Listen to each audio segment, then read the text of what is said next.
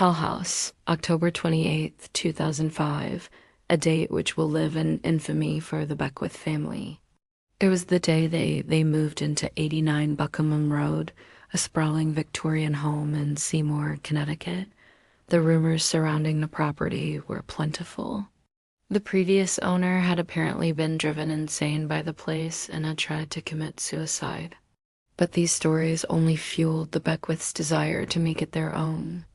Perhaps most excited of all was their eldest daughter, Lacey.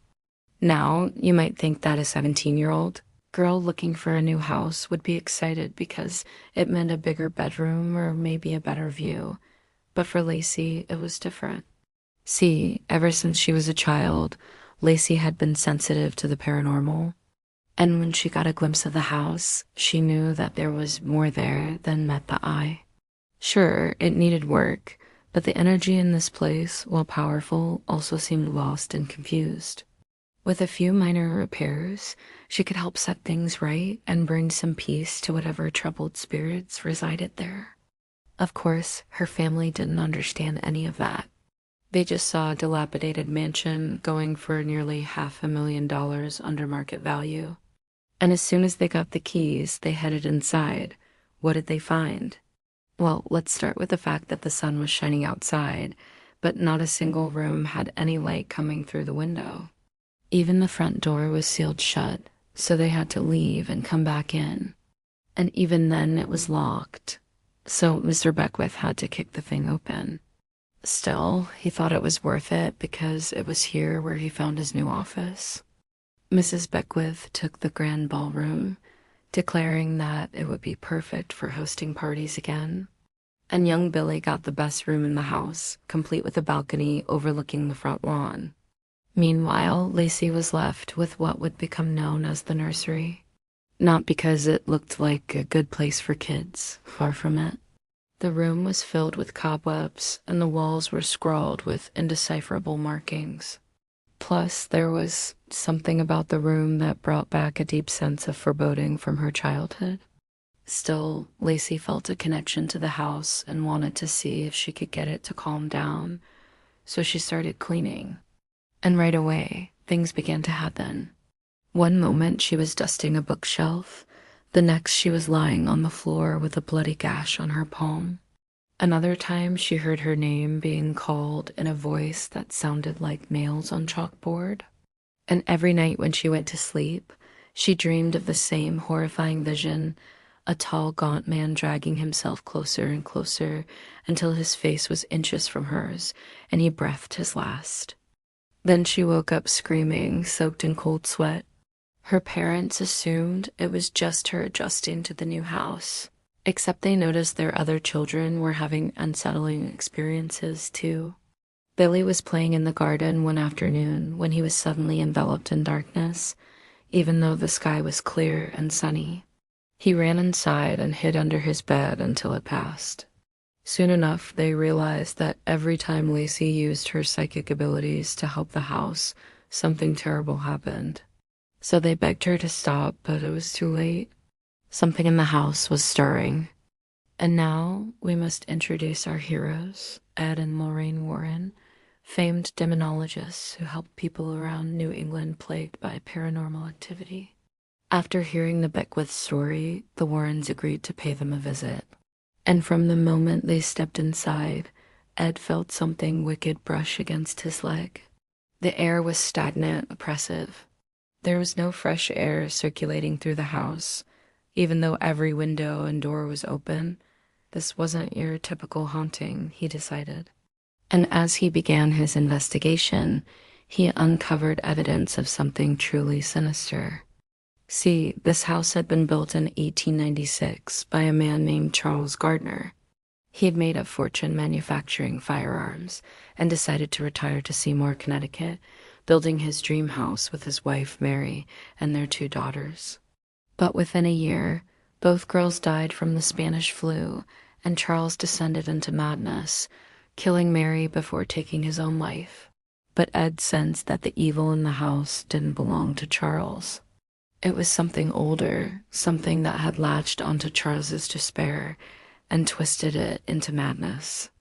To find the truth, Ed and Lorraine began holding seances in the home, attempting to contact the spirits within. The first breakthrough came when they managed to communicate with one of the Gardner daughters. Her name was Hattie, and she told the Warrens that she was trapped in the house along with many others. All of them were being tormented by a dark force that used the house as its home base, and they desperately wanted it gone. Lorraine, meanwhile, had a vision. She saw a tribe of Native Americans whose burial grounds had been desecrated. She didn't know their name, but she knew they were called the Enscadambau. Researching local history, Ed confirmed her suspicions. The house was indeed built atop an ancient burial ground. Somehow the entity had used the construction of the house to rise and began feeding on the emotions of the residents. Charles's grief, then the joy of the new families who moved in. It had grown stronger with each passing decade, and it showed no signs of stopping. The Warrens prepared for a fight.